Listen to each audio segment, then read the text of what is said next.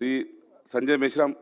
पुरवणी मागण्याच्या या चर्चेमध्ये बोलण्याची संधी दिली याकरता आभारी आहे. कृषी, पशुसंवर्धन, दुग्ध विकास, मत्स्य व्यवसाय विभाग, महसूल, वन विभाग आणि सार्वजनिक बांधकाम विभाग यांच्या पुरवणी मागण्यामध्ये मी बोलणार आहे. अध्यक्ष महोदय, माझ्या मतदारसंघामध्ये खूप मोठा उत्खनन होत असतं आणि दादाचं लक्ष मी वेधतो इकडे की दादा, आमच्या WCLच्या माइन्स आणि गिट्टीच्या खदानीच्या माध्यमातून दरवर्षी 600 कोटीचा निधी तुमच्या राजस्व प्राप्त होत असतं रॉयल्टी म्हणून, आणि त्याचा एक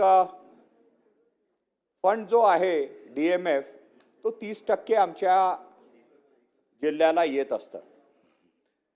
मी सगळ्यात आधी सार्वजनिक विभागावर बोलणार आहे.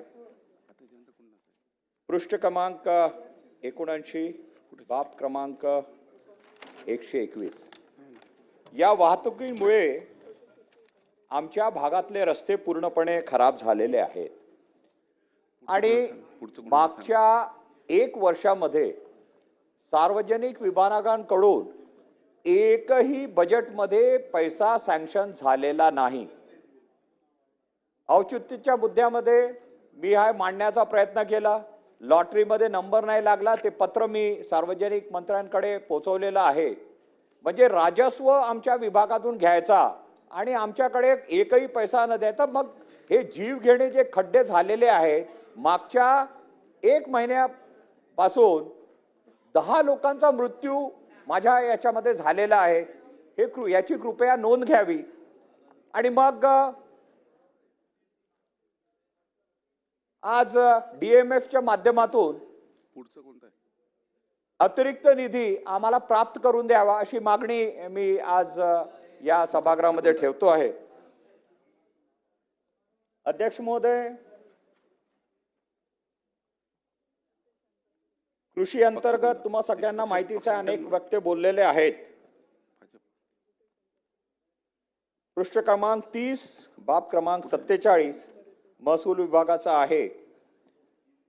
आणि खरडून गेलेल्या शेताभागासाठी हेक्टरी 40,000 रुपये व तसेच मनरेगाचे 3 लाख रुपये अशी आर्थिक मदत करण्याची घोषणा सरकारने केली होती. पण अजून 10,000 रुपये इतकीच रक्कम आमच्या खात्यामध्ये जमा झालेली आहे.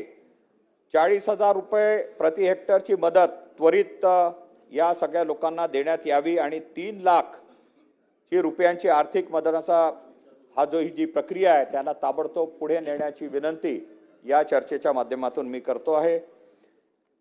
अध्यक्ष महोदय, एक मोठा प्रकल्प माझ्या मतदारसंघामध्ये आहे. गोसी खुर्द राष्ट्रीय प्रकल्प आहे आणि त्याच्या माध्यमातून माझ्या विधानसभेमधून सगळ्यांच्या जमिनी गेल्या, पण त्यांचा फायदा आम्हाला झाला नाही, कारण तो पाणी भंडारा जिल्हा आणि चंद्रपूर जिल्हा आणि गडचिरोली पर्यंत गेलं. आणि मग या सगळ्या शेतकऱ्यांनी दुसरा कोणताच उपाय नाही आहे, रोजी करावी लागते. याबद्दल आधी सुद्धा मी या सभागृहामध्ये निवेदन दिलेलं आहे. पशुधनाच्या माध्यमातून दुग्ध व्यवसायाच्या करता जर यांना सगळ्यांना मदत देण्यात आली तर मला असं वाटतं की काही आपण एक चांगला निर्णय या सगळ्या प्रकल्पग्रस्त लोकांकरता घेऊ शकू असं नमूद करतो. आपण बोलण्याची संधी दिली याकरता आपला आभार मानतो. जय हिंद, जय महाराष्ट्र.